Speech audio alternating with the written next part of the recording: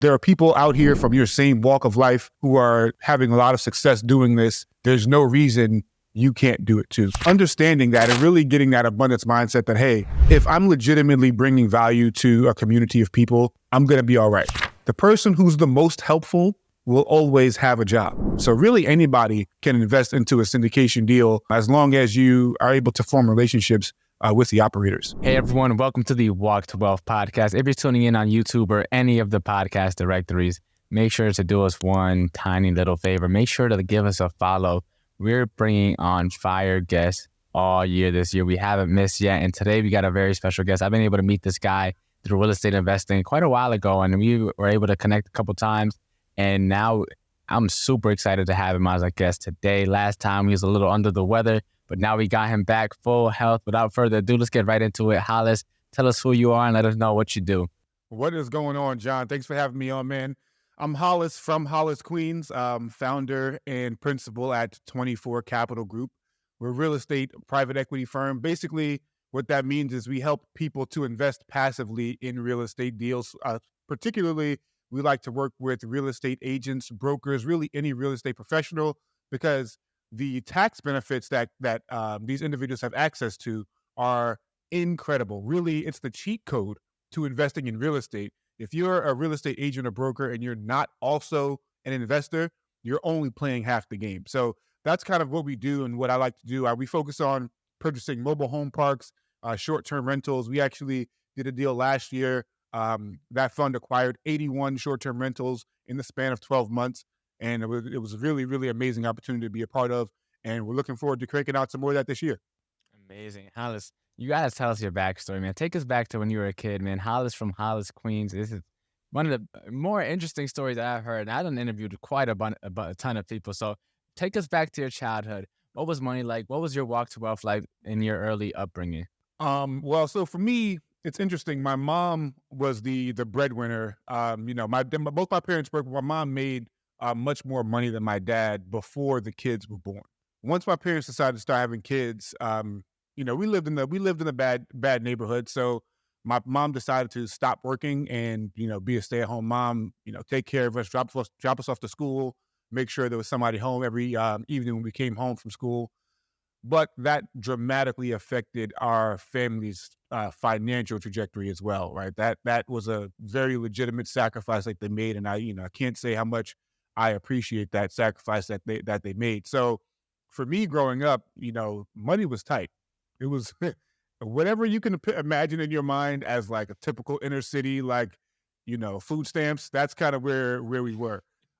So owning real estate was something I thought was impossible. I remember I must have been like 7 or 8 years old, and my landlord, he's collecting the rent every month, paying in cash, back in the 90s. This dude is stuffing the hundreds into his wallet. He comes to our house. His wallet is already packed with $100 bills.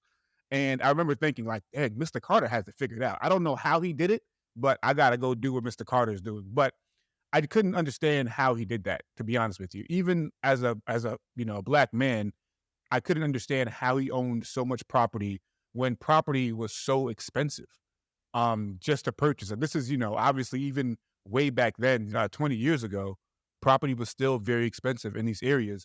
And so it took me a long time. That became like a limiting belief for me. I can't afford real estate. Even after I left that neighborhood and started earning money, bought my own house to live in my mind, it was still just like, oh man, I can't afford to do that. And I had to just overcome that limiting belief, changing my environment, changing my circumstances a little bit, networking with people like yourself and, growing from there.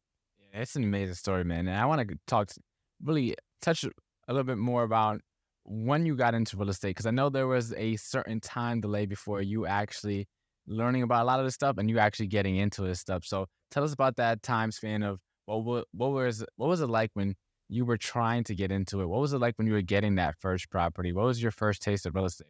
Yes, for sure. So this is probably 4 or 5 years ago. A buddy of mine, who I didn't even know was also into real estate. Like I always looked at properties and tried to figure out how to buy one, but I never actually pulled the trigger or anything. But a buddy of mine, he calls me up and he says, hey, I'm going to this real estate networking event down the street from your house. Do you want to go? I was like, oh man, yeah, sure. I'd love to do that. So we go there and they have a speaker there. He's talking all about wholesale and real estate. For those of you who don't know what that is, That's just flipping a real estate contract. So essentially, you put a house under contract to sell, and then you sell that contract to a buyer, an end buyer, for a spread.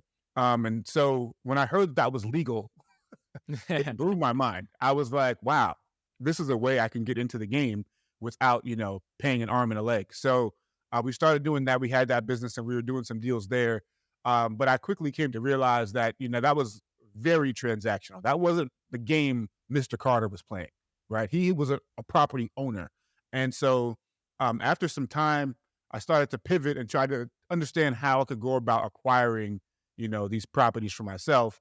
And immediately after, the experience in wholesaling, I knew, let me bring some partners, right? Let me find some JV partners. And so you start to analyze deals like that, right? You look at a duplex with a partner, a 3-family with the partner. By the time you pay back the bank and you pay back your partner, there's like $7 of cash flow left. And so I was like, oh man, this is not worth it. So I started looking at slightly bigger and bigger and bigger and bigger deals until I started to find a sweet spot of where the numbers just made sense for everybody participating in the deal. And that led me to the fund and syndication game, where this is big game hunting here. You know what I mean? We're intentionally targeting very large commercial sized properties because the economies of scale are there and there's enough skin on the bone, enough meat on the bone for everyone to get a slice. Yeah, that's amazing. And I love your story because we actually got into real estate in similar ways. So for me, I seen this $500 wholesaling course and it was like, no credit needed, no real estate license needed, just have to be 18 years old, just have to pay $500. I was like, man, is this a sign or what? I can get into real estate, no money down. I don't need to have big amounts of money. I don't need to have credit. I don't need to have any of that stuff. I can get into it. Unfortunately, though, I spoke to an attorney who sounded like he knew what he was talking about. And there was a lot of, I call it, I think, 5 or 6 attorneys. 4 or 5 of them didn't really know what they were talking about. And I was like, yeah. They clearly never talked to an investor. And then there was one guy who you could just tell, like, he was a teacher's pet. He read everything by the book, crossed the T's, dotted the I's. And he was like, oh, wholesaling, you can't do that in Connecticut. You can't transact in real estate without a real estate license. And I was like, damn, man, my plan is ruined now. And then from there, I was like, at that point, I already had my logo. I had my domain name. I had my LLC filed. I was ready to get it going, right? Sure. And then he told me that, and that pretty much shot my dream. So I had to pivot, and I ended up getting my real estate license. And I ended up also dropping out of college shortly after that time period because I was like, with everything being uncertain, I'm just going to bet on myself. And the first route that I wanted to take got shot down. Let me try this other route. And that's how I got into real estate myself, is that through wholesaling. That was what initially intrigued me. That's what initially got me started. I just never ended up seeing it through. So now let me ask you, right? So we got this real estate game going a little bit. You made this switch to look for bigger and better deals. Let me ask you about mindset really quickly, because you went from seeing Mr. Carter to being Mr. Carter. You mentioned limiting beliefs in your story. Talk to us about what it was like overcoming those limiting beliefs and what work did you have to do within yourself in order to overcome those? Yeah, sure. So I always tell this story because I think it really exemplifies the effect that limiting beliefs formed when we're young can have on us as we get older. So when I was a kid, my dad would take us to the, corner store, to the bodega, and, you got the 50-cent candy, the Snickers, the Twix, Payday, but there's this 75-cent candy, Ferrero Rocher. It's like these 3 chocolate truffles in the wrapper, right? And me, my brother, my sister, we could get whatever 50-cent candy we wanted, but the 75-cent Ferrero Rocher was off limits. That was exclusively for my mom. I kid you not, I did not buy a Ferrero Rocher until I was like 23 years old. And it was simply because I had this belief in my mind that this candy is not for me. It has nothing to do with money. It has nothing to do with whether you can afford it or not. It's just we form these beliefs in our mind that this thing is unattainable for me. It's not for me. So I'm just going to walk right by it down the grocery aisle every single time. And for real estate, that's really what the problem was for me. Like I mentioned before, even after I was working a job where I could afford to, start looking at rental property and start acquiring rental property, in my mind, I had just formed this belief that this was not for me. And so it really took me speaking to other people who had a similar background to me, similar story to me, and who were pursuing real estate through these other creative avenues to really open up my mind and say, hey, there's a lot more ways to go about this. There are people out here from your same walk of life who are, having a lot of success doing this. There's no reason you can't do it too. And so that took some time. And I think it's something I'm constantly working on because every stage you get on, every time you go on, go to the next level, you get that feeling like, oh man, do I really belong here? And that imposter syndrome starts to creep through. So I have kind of some frameworks that I use to kind of work past those things, but it's still something that you battle with as you continue to grow. Yeah, and something that as you battle with them more and more, your sword gets a little sharper, your shield get a little more durable, and you can conquer some of these bigger and bigger limiting beliefs. Because as you go down the rabbit hole of looking within into the abyss, you see that there's a lot of things in there that are tucked away that you probably didn't want to see or you didn't even know were there. And uncovering that is its own like never-ending life journey. We're always going to be uncovering more and more about ourselves, partially because our brain doesn't want us to remember a lot of the stuff that didn't help us out growing up. And I want to ask you too, because you remind me of the old proverb, you want to go fast, go alone, you want to go far, go together, right? You realize at a certain point in time with wholesaling, it was like, man, I could do this. It's not Mr. Carter. It's not Mr. Carter. And so you wanted to bring people in because you knew with more people you could do and accomplish so much more and on such a bigger scale. Tell us about what was that like? Because in our communities growing up inner city, we're not really taught to collaborate. We're taught to fight for ourselves. We taught to keep our cards to our chest. We taught to really just be get it on your own. Don't ask no one for help. My grandma used to tell me, like, if you're at someone's house, don't ask for anything. Like, it made it very clear. Do not ask for anything. So collaboration was something that wasn't really in my mind at all until later on. But what was that like for you, breaking out of that, hey, I got to make sure I fend for myself and everyone's out to get me type of mindset so you can really start growing and expanding and spreading your wings? Yeah, man, you bring out a huge point. I don't think I've ever thought about it like that before, but that's definitely the mentality that we grew up with. Like the saying goes, the game is to be sold, not to be told, right? You don't ever tell anybody anything for free. Don't ever help anybody out for free. But that's so backwards. That's really, really gonna limit how much you can accomplish. Because you have to have the abundance mindset. And that's not something that's easy to develop because it's easy to look at somebody who's doing the exact same thing as you as your competitor. And maybe to some extent they are, right? Like obviously there's a limited amount of business for anybody out there. So collaborating with somebody who's also trying to do the same thing as you could be inviting in the competition, or you could be exposing yourself to that person's network, which is at least the same size or larger than yours. These are people who you have never interacted with otherwise that now you get to get in front of and add value to and receive value from. So understanding that and really getting that abundance mindset that, hey, if I'm legitimately bringing value to a community of people, I'm going to be all right. The person who's the most helpful will always have a job. So as long as you're legitimately out here helping people, even if you are giving things or some things away for free, even if in your collaboration, you've exposed some of your inner, your knowledge to a different person and you feel like, oh man, now they're going to try to take advantage of me.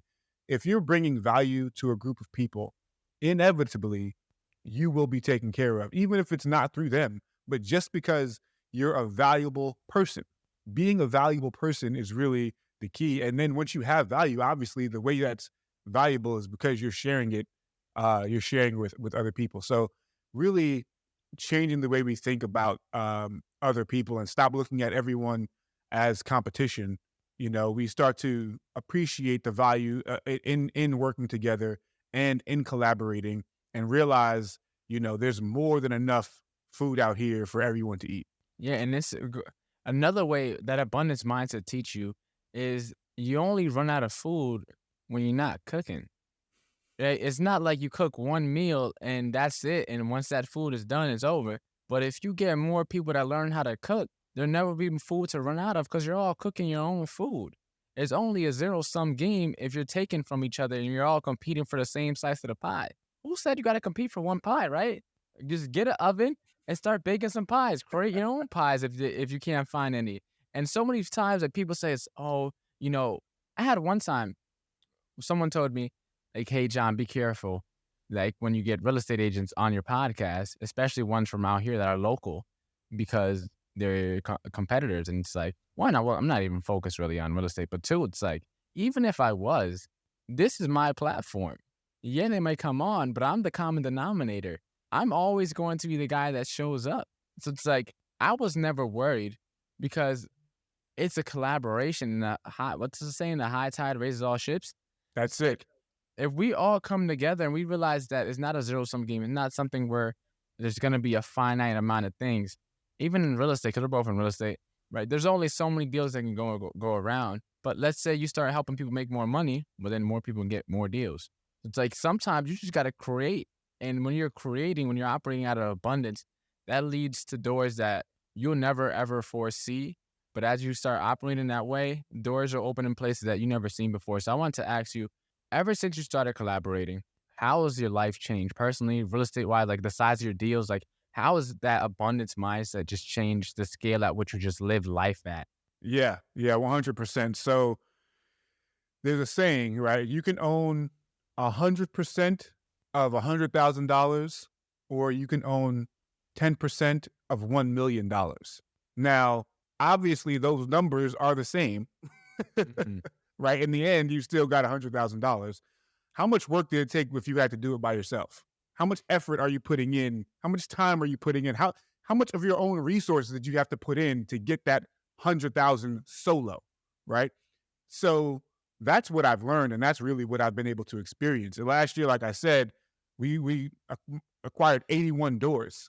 That's not because I'm out here going to see 81 different properties and calling 81 different realtors and, you know, networking with 81 different property owners and all this type of stuff. It's because we have a team. And that's one thing I really, really love about the syndication space is that more than any other space in real estate, this is a team sport because it's too big for one person to just go around do it, right? There's too many moving parts, too many slices and different lanes within the deal, too many different assignments within the organization for one person to handle anyway.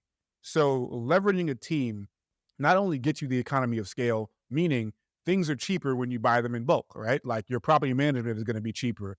The cost of your repairs are going to be cheaper. Everything is going to be cheaper because you're doing it in bulk, but also too the wisdom and the knowledge now that you get to pull together, right? So let's say I've only been in real estate 4 or 5 years, and I'm getting into deals with people who have been doing real estate 20 years, 15 years, right? So now whenever we face problems and situations, we have that knowledge to draw on, even if they're in a different aspect of the deal than me. I'm on the equity side. Maybe this person is in the asset management team, or, you know, maybe that person was on the acquisitions team, but their knowledge is there and at my disposal, really. And not only my disposal, all of our knowledge collectively is at one another's disposal. And there's wisdom in a multitude of counselors. Like doing anything by yourself, you only have your own knowledge, you only have your own wisdom. You have no sounding board, right? So it's so important to have a team because that is how you're going to scale. You can't scale anything by yourself. Yeah, and it's one of those things where you have to put that ego aside. You have to give 100%. control. You have to realize, like, there's an old saying that everyone always throws around that if you want something done right, do it yourself. And it's like, no, you don't. Don't do it yourself. You have to waste your time. Like, where's your time better spent? People tell you, like, you hear it all the time growing up. It's like, oh, someone so messed up the stapler. Now I got to do everything myself. And it's like, no, you just train them a little bit better or find someone that knows that part of the process and is more of an expert in there so that you can leverage out your time. And Alex Harmozy, we were talking about him before we press record. He always talks about inputs and outputs. Right? The people who become the wealthiest, who find the most success, know how to leverage their inputs to get maximal outputs. And you're exactly doing that with the syndication spaces. Now that you have a team with you, you're running with a squad, it's a pack of wolves. Like, for example, and a hyena not going to take down a lion on a one-on-one. You get a group of them. Same thing with sharks and dolphins. A dolphin not going to get a shark down one-on-one. You get a bunch of them together, though, dolphins will take out a whole bunch of sharks if they got a squad with them and they got a squad running. So let me ask you now. So you got this collaboration thing going. How has that helped you out in the syndication space in terms of the not just the properties that you were able to acquire, not just the knowledge that you were able to acquire, but the credibility and the authority boosting that it also helps out with? Because now it's not just, hey, I'm me, I do XYZ. It's, hey, it's the team. And how is how was it like taking out your ego from that play to know that you're just a team player and now you're not the lone, man, the one man band? What was it like leveraging out the other hats, not having to wear all the hats and being part of a team versus being a one man band? Yeah, it's definitely tough to um, put the ego aside for sure. I mean, you think about, especially for somebody who's like me, I'm a DIY person. I actually enjoy doing different types of things myself. If you look behind me, I'm doing construction in my own house myself because I just enjoy it, right? So I'm a very hands-on type of individual. So passing that off now to somebody else is definitely a matter of putting the ego aside and being able to swallow some humble pie and realize like, hey, this other guy is actually better at this than you. I think that's where the humility comes into play. And that's really the biggest problem with any team and any collaboration is that we're not humble. We have to humble ourselves to understand I'm not going to be the best at raising money and the best at managing the asset and the best at acquiring the asset and the best at selling the asset and the best at managing the people. Like, you're not perfect. No one of us is perfect. And we have to be willing to accept the fact that there are people out there who are smarter than us and can accomplish things better than we can. So why not leverage them? Because we can maybe accomplish some things better than they can, right? So we have to understand that it's a reciprocal nature in these collaborations and in these relationships. So, and then once you do that, I'm sure you've gotten to see it yourself. When you're the person standing next to the really smart person, you get an insane amount of credibility. You get a ton of credibility from hosting the Oscars. You don't need to win an Oscar. Just go be the host. You get an insane amount of credibility and an insane amount of opportunities just from being the host at the Oscars. Now, you may have a chip on your shoulder and say, no, I'm only just showing up to the Oscars if I win one. How stupid do you sound? Yeah. That sounds ridiculous when you put it like that, right? So being able to really understand the benefit of just getting into the room with very smart people, bring value to these very experienced, intelligent operators. And that's going to, like you said, that rising tide is going to lift all ships. As they do better, you'll do better right alongside them. And as you do better, you're going to lift them as well. It's back to the law of proximity, right? If you're in proximity with some of these people, sooner or later, you're going to have to rise up because it's only natural. It's only right. And as you get to the people, and that's something that I've been learning as I've been starting to host these podcasts and stuff. I've been landing bigger guests, and it's like, hey, I know that guy. You want to be in the show? It's like, oh, you know so-and-so? It's like, yeah, I had so-and-so on the show. Yeah, I'll hop on your show. And like, I've been doing that to get more and more guests, and that's been my secret sauce. I've been circle prospecting. Same thing I've been doing in real estate. I've just been applying it to this space. And I'm really just using that and now hosting a couple events. The second one's on the way, or at least from the time this drops, it's probably already be done. But like hosting these events and getting people together, people look at you like you're somebody because you happen to know all these people. And it's like, well, all these people have done more than me. All I did was get them in a room. And so it definitely boosts a lot of credibility. Let me ask you now too, with the syndication space, because a lot of people are like, okay, we talked about the community part. We had people like really understand that you need people to grow at this level. Let's switch the gears a little bit and talk a little bit about the syndications. We had one person come on, my very first guest actually, to talk about syndication. So for anyone that hasn't listened that far back, give us a quick refresher. What really is syndications and who are they meant for and why is it something that we should look forward to in the future? Yeah, for sure. So in the simplest form, syndications are just pooling resources together to buy a piece of real estate or many pieces of real estate. Now, obviously, it gets more complicated and there's a lot more different entity structures that we can talk about. But at the end of the day, it's literally pooling a bunch of resources together. You're pooling, you say you're pooling money from 10 different people. You have one person has the net worth to be able to sign on millions of dollars worth of debt. You got a few people who are really good at managing property and assets and managing people. You have really some people who are really good at acquisitions and going out and finding properties. So we're pooling these intellectual resources and financial resources of groups of people together in order to go out and buy really big real estate. So whenever you see in your neighborhood, the mall got built or there's this $10 million apartment building that somebody just sold, it wasn't one guy walking around with $4 million to go put down on the property and buy it.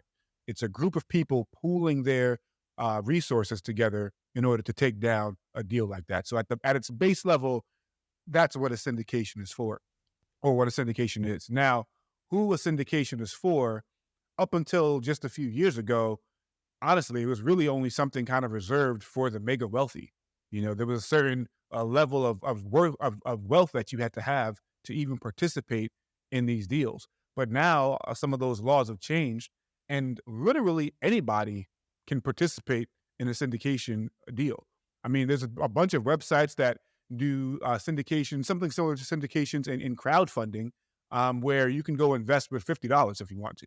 $100, $500, you can go and get started investing passively in real estate. Some of the deals that we do, $25,000 is the minimum. And I always tell people, that may seem like a lot of money, but in reality, it's not.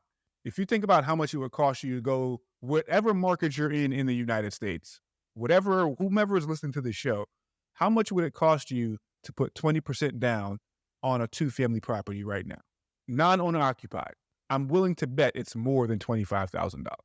Now, not only that, but you have to factor in your input and output, like Hermosi says, right? How much effort did I have to put in to go find this property, to lease up this property, manage this property, any repairs on the property, managing the property management people on the property. So all these other things that you have to put in, and your buy-in is probably higher than $25,000. So I always like to bring this opportunity to people who are looking for a way to get into real estate, and they've already been successful in whatever career they have, and they're probably busy.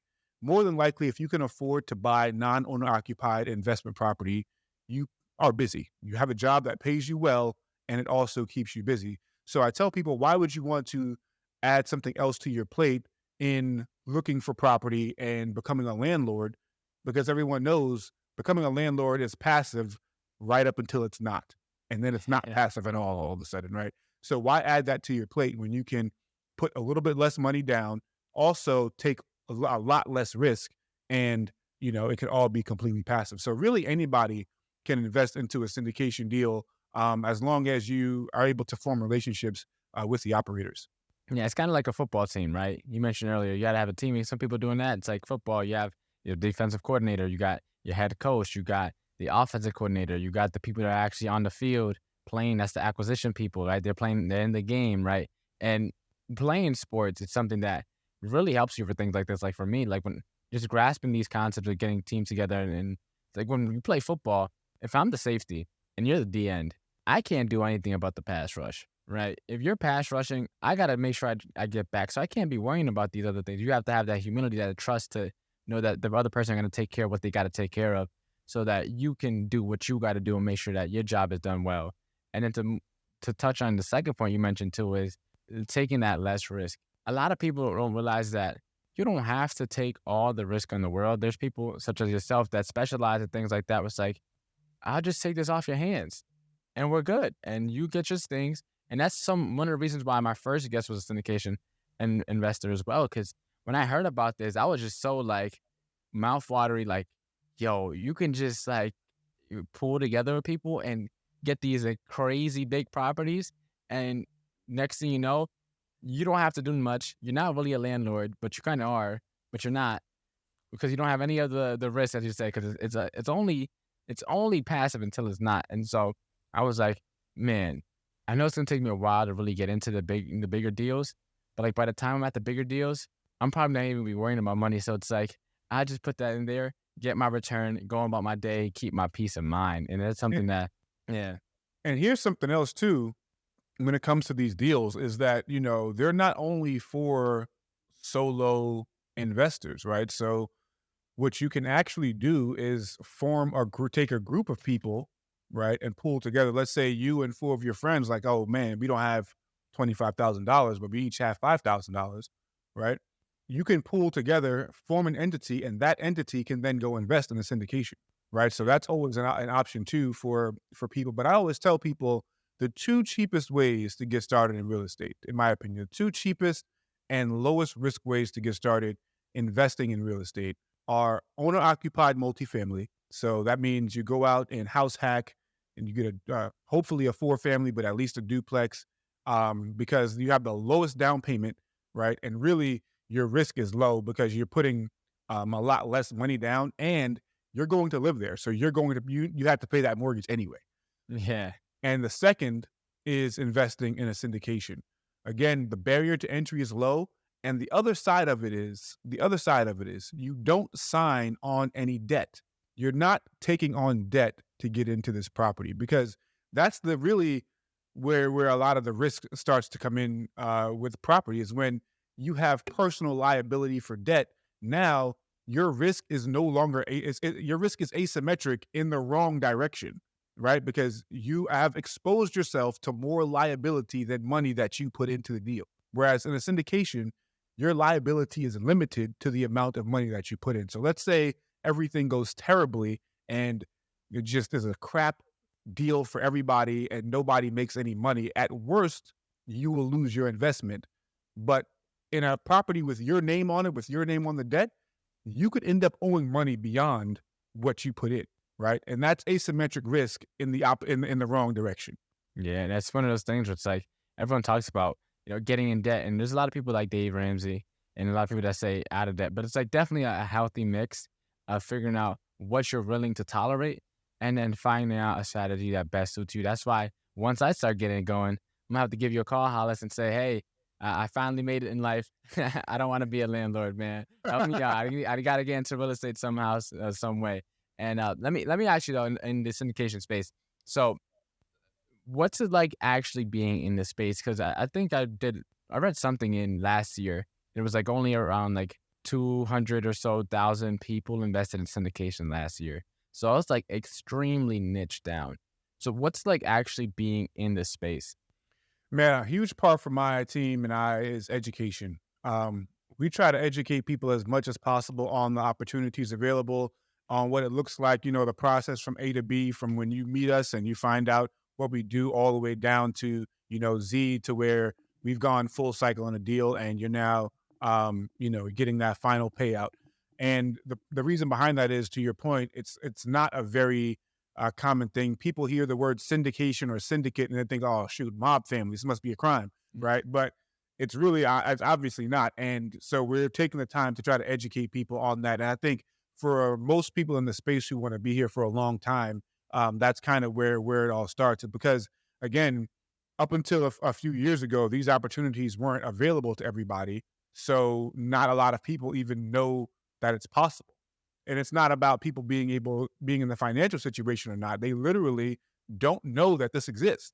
So taking the time to educate as many people as possible, like I said, for me, I focus on working with real estate agents and brokers. So we go around to different brokerages, providing education on how to get into syndication deals and why it's so important as a real estate broker or agent to invest in syndications. Yeah, no, that's deep, man, because a lot of this stuff is awareness. And we're not aware of a lot of things, and it's opportunity is everywhere. Just we're not smart enough to recognize a lot of them. And it sounds like, oh, what do you mean I'm not smart enough? And it's like, yeah, you're not smart enough. Like I could be making $1 million a year right now. I'm not smart enough to recognize the opportunities that are in front of me that I probably could be taking advantage of. And as we learn more, as we become more aware of what's even out there, then it's like, oh shoot, because you don't know what you don't know. And it's one of those things where it's like, don't nobody know about it because it's not talked about enough. It's not as trendy as Forex or day trading or options or one of those sexy vehicles, ways of investing that it can lead to a lot of definitely. I mean, I interviewed a couple of people here that talked about options, but it's so hard to grasp and it's so like, they know what they're doing so they don't lose money, but like the average everyday person, it's like that could take a while to get into. And so stuff like this where it's like you really minimize the risk. It might take a little while longer to get into, but it's so much worth it just having that goal. And for me, I always said that I could care less about a blue check mark. And on Instagram, I would much rather be an accredited investor with the SEC That's my blue check mark. That's what I'm aiming for. Really, that's where I'm trying to get to. Because I know I get to that point, it's like, all right, I'm doing something. I'm Yeah. doing something for real. And I kind of want to ask you now, to kind of bring this whole conversation full circle. Right? Hollis before the investing, the little kid Hollis, versus Hollis now that's investing. You said 81 properties last year, right? That's a ton of property, acquiring deals. You're around successful agents and real estate investors with, hundreds and hundreds of properties, most likely. What's the difference? Because you've seen the spectrum of wealth. You had it from the bottom and you struggled, and now you're on the other side of things. It's like you're living a lot better than you once were, and you're connected with a bunch of people who have found success in life. What's the different worlds like now that you're living in this and you've seen the other side of the spectrum? You're living in the other side of the spectrum a little bit more now. So having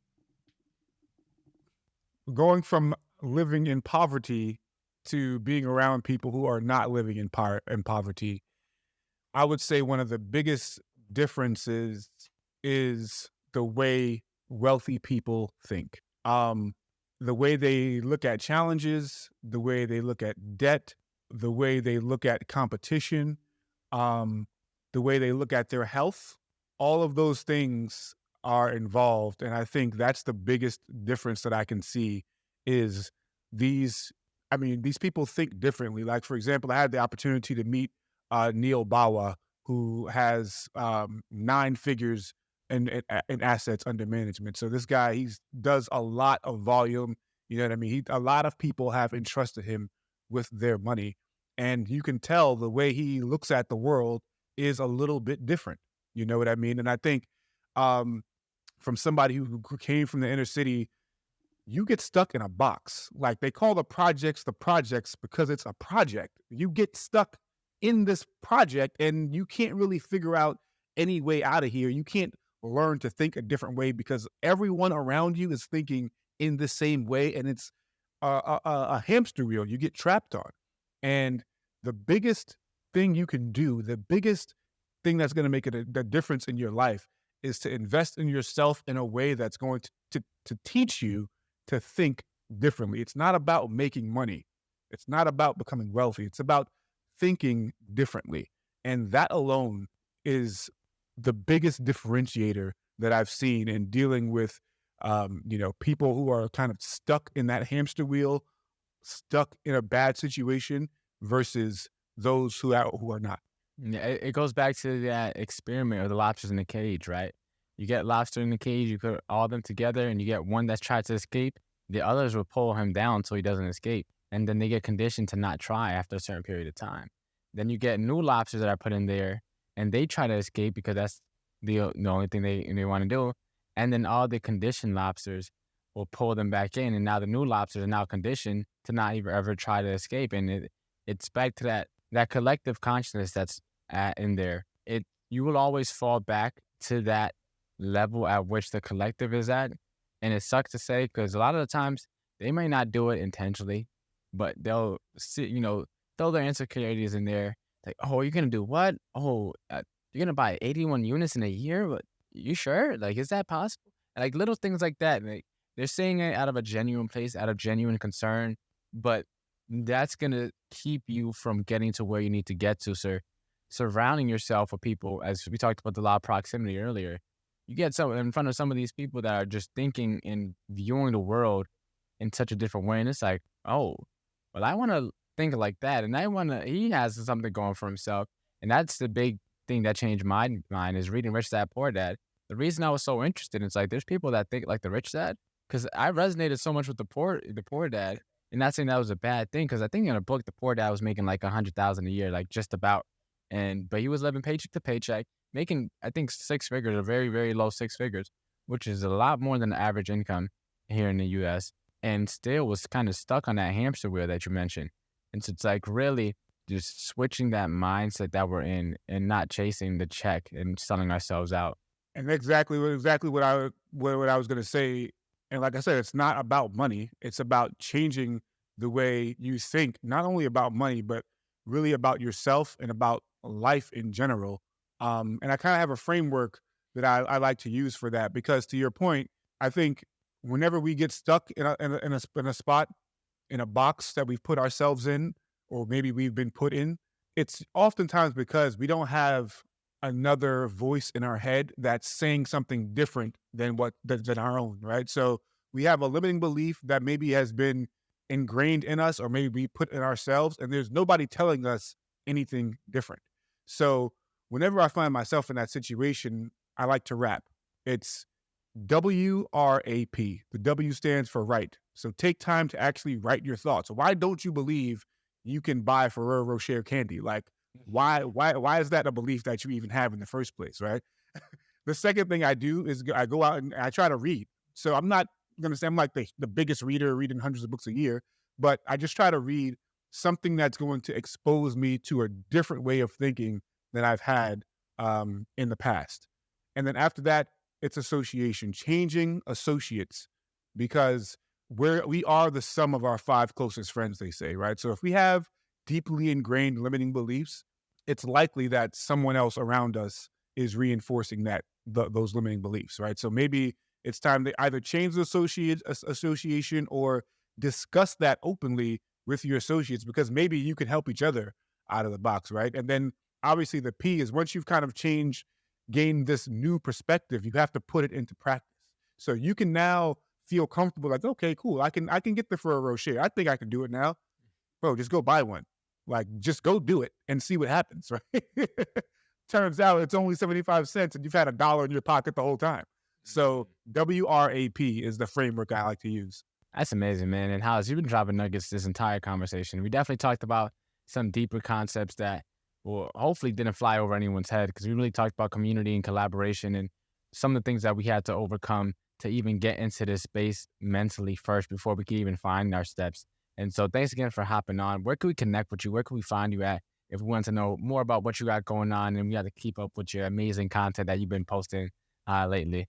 Man, speaking about content, find me on Instagram at REI Hollis. All righty, nice and to the point. Now it's time for our famous 5 questions. Let's get right into it. Question number 1, what is the most impactful lesson you've learned in life? I say it again, reach for the stars and grab the moon. Set really, really high goals for yourself.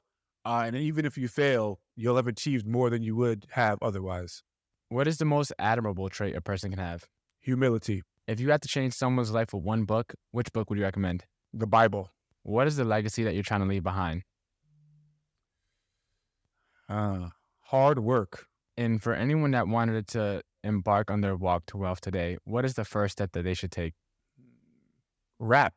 That's it, folks. Hollis, it was a pleasure having you on. I'm glad we were able to get this schedule and get you on the podcast finally. It was a great conversation, brother. I enjoyed it. Man, thanks for having me. I appreciate it.